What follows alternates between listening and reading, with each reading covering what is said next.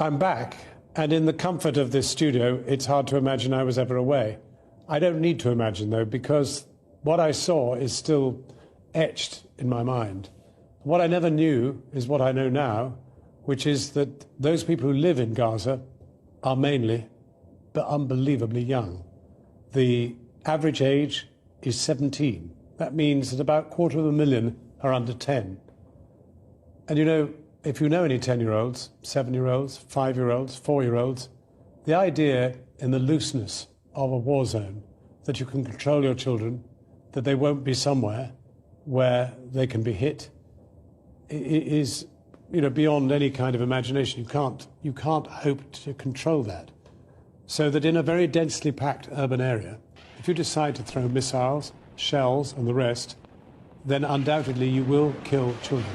And that is what they're doing.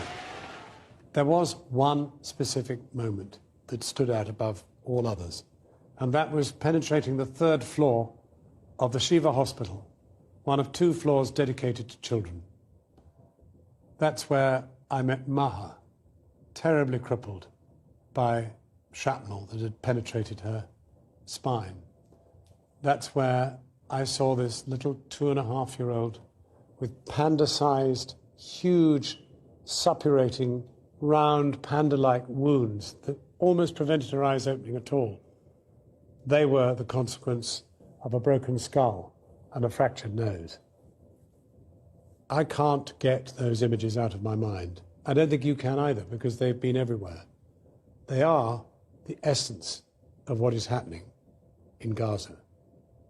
Now, of course, Hamas, for its part, was throwing rockets into Israel, designed, ideally, as they would put it, to kill Israelis.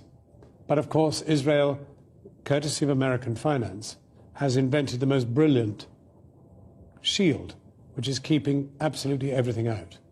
And that's a big difference. The suffering is amongst the ground troops, mainly 20-year-olds, who go in and get killed. So when I last spoke to the Norwegian doctor who is one of those dealing with the consequences of this bombing, I asked him how many children have been wounded. They've registered 1,310. How many children dead? 166. But that number is growing all the time. That is what makes this something that every one of us has to confront. We have to know that in some way we actually share some responsibility for those deaths. Because for us, it is no priority whatever to stop it.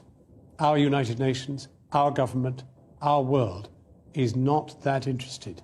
The fact that you're watching this, that you've chosen to watch it, means that you're actually motivated to do something. And that, in the end, is the greatest hope the people in Gaza have. We cannot let it go on. If our reporting is worth anything, if your preparedness to listen and watch and read is anything to go by, together we can make a difference.